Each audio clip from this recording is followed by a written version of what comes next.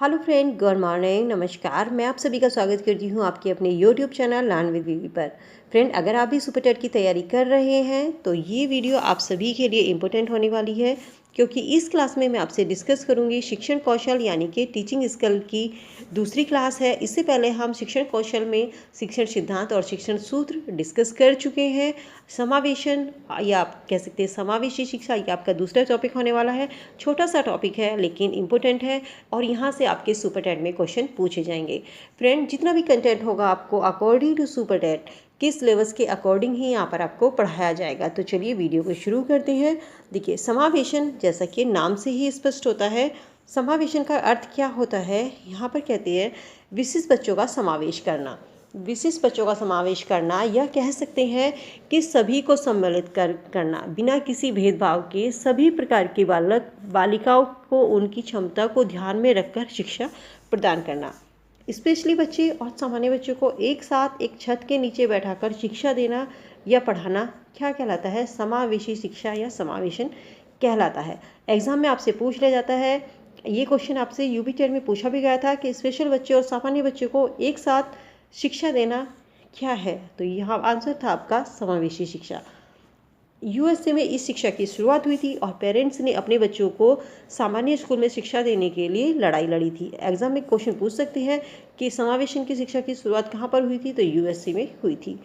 अगला क्वेश्चन देखिए, इसकी एक डेफिनेशन और यहाँ पर बनती है, समावेशी शिक्षा के द्वारा विशेष क्षमता वाले बालक, जैसे कि मंदबुद्धि बालक होते हैं, अंधे बालक, बहरे बालक या प्रतिभाशाली बालक, या तो जिनका आईक्यू ज़्यादा होता है वो बच्चे भी, और जिनका आईक्यू लेवल 60, 70, 80 के आसपास होता है, अंधे बालक जिनको दूरदृष्टि दोष होता है, बहरे बालक जिनको कम सुनाई देता है, तो उन सभी बालकों को ज्ञान प्रदान करना है। सभी के साथ समावेशन यानी कि सभी बच्चों को एक साथ शिक्षा देना। कोई बच्चा कैसा है उसको अलग से शिक्षा नहीं दी जाएगी। पहले इनकी बौद्धिक स्तर की जांच की जाती है, तब शिक्षा का स्तर निर्धारित किया जाता है। यानी कि कह सकते हैं कि बिना किसी भेदभाव के शिक्षा देना। यहाँ पर आपका ये पॉइंट बनता है, समावेशी शिक्षा क्या है? बिना किसी भेदभाव के शिक्षा देना।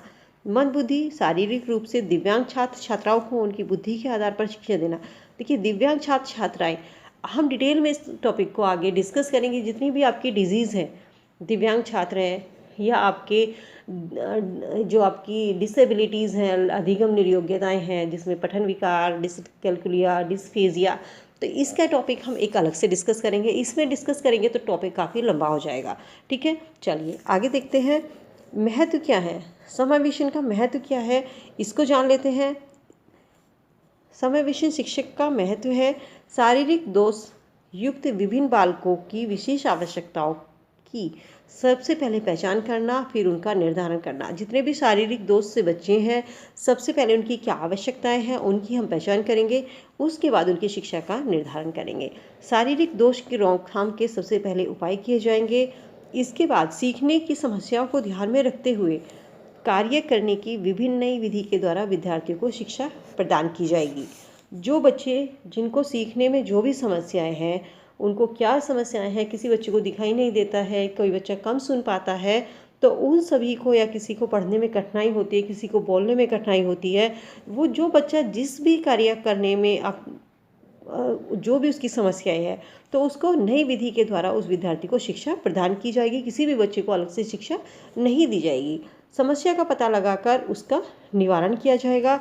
समावेशी शिक्षा का अर्थ होता है बच्चे में राष्ट्र की भावना का विकास करना। इससे बच्चों में समानता की, एकता की भावना का विकास होगा और ये सभी चीज़ें क्या होगी? समाज के विकास में सहायक होगी। बच्चों में सामाजिक विकास बढ़ेगा। एक साथ शिक्षा से बच्चे में हीन भावना नहीं आएगी और उनमें एक साथ सहयोग करने की भावना का, सामाजिक विकास का उसमें बच्चे सहायक होंगे। आवश्यकता क्या है? समावेशन की आवश्यकता है। समावेशी शिक्षा की आवश्यकता क्या है? जाति, वर्ग, धर्म, आय और लैंगिक आधार पर किसी भी प्रकार से भेदभाव न करना। हमारे संविधान में भी ये चीज़ कही गई है कि किसी भी जाति, वर्ग, धर्म, आय या लैंगिक के आधार पर किसी से किसी प्रकार का भेदभाव नहीं किया जाएगा। ठीक है, चलिए क्षेत्र की बात करें। समावेशन का क्षेत्र क्या होता है? शारीरिक रूप से बाधित बालक होते हैं, मानसिक रूप से जिनका हम कह सकते हैं, जिन बच्चों का आईक्यू कम होता है, और शारीरिक रूप से बच्चे जिनको कम सुनाई देता है, अंधे बच्चे होते हैं, या जो बच्चे बहरे होते हैं, श्रवण बाधित बच्चे होते हैं, वो बच्चे सामाजिक रूप से विचलित बालक जो वंचित वर्ग में आते हैं, गरीब, ठीक है, या वो बच्चे शैक्षिक रूप से बाधित बच्चे, इन सभी को समावेशी शिक्षा में शामिल किया गया है और इन सभी समस्याओं का निवारण करना ही समावेशी शिक्षा का उद्देश्य है। समावेशी विद्यालय देखते हैं। समावेशी विद्यालय की विशेषताएं क्या है, इसमें किस चीज़ पर जोर दिया जाता है।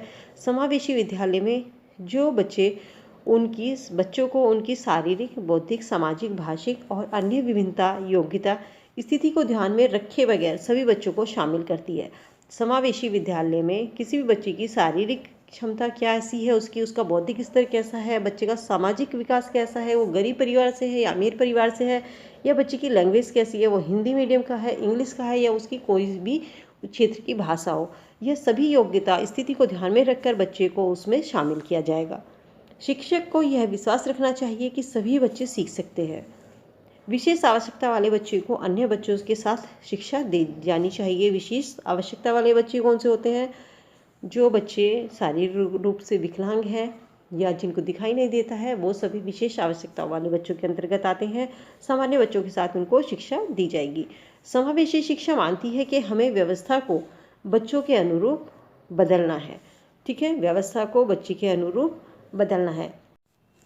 और लास्ट पॉइंट है यहाँ पर, विद्यालय को समाज की विभिन्नताओं के प्रति संवेदनशील होने के लिए समावेशी होने की आवश्यकता है, ठीक है। और देखिए, समावेशन का टॉपिक आपका यहाँ पर पूरा हो चुका है। देखते हैं कि समावेशन से एग्जामिनर किस तरीके के क्वेश्चन यहाँ पर पूछ सकता है। या आपसे पूछ सकता है कि विशेष आवश्यकता वाले बच्चे जो होते हैं उनको शिक्षा उपलब्ध किस तरीके से कराई जानी चाहिए। तो विशेष आवश्यकता वाले बच्चों को अन्य सामान्य बच्चों के साथ ही शिक्षा इनको दी जानी चाहिए, ठीक है। सभी के लिए विद्यालय में सभी की शिक्षा किसकी, ये एक वाक्य हो सकता है, ये समावेशी शिक्षा का उद्देश्य है। यानी कि सभी के लिए विद्यालयों में सभी की शिक्षा क्या है, समावेशी शिक्षा है, ठीक है फ्रेंड। तो उम्मीद करती हूँ कि ये टॉपिक आपको क्लियर हो गया होगा। अगर आपने वीडियो को अच्छे से देखा है तो समावेशन से अगर आपसे एग्जाम में सुपर चैट में या यूपी चैट में कोई भी क्वेश्चन पूछ लिया जाए तो आप इसका आंसर आसानी से कर सकते हैं। उम्मीद करती हूँ वीडियो पसंद आई होगी। वीडियो कैसी लगी, वीडियो को लाइक शेयर ज़रूर कीजिए। कमेंट सेक्शन में कमेंट करके फीडबैक अवश्य दीजिएगा। चैनल पे नए हैं, पहली बार है तो सब्सक्राइब करके नोटिफिकेशन बेल को दबाकर ऑल पर क्लिक कर लीजिएगा, जिससे इस तरीके के सभी कंटेंट सुपर टेट से रिलेटेड, यूपी टेट से रिलेटेड आपको मेरे चैनल पे मिलते रहे। धन्यवाद।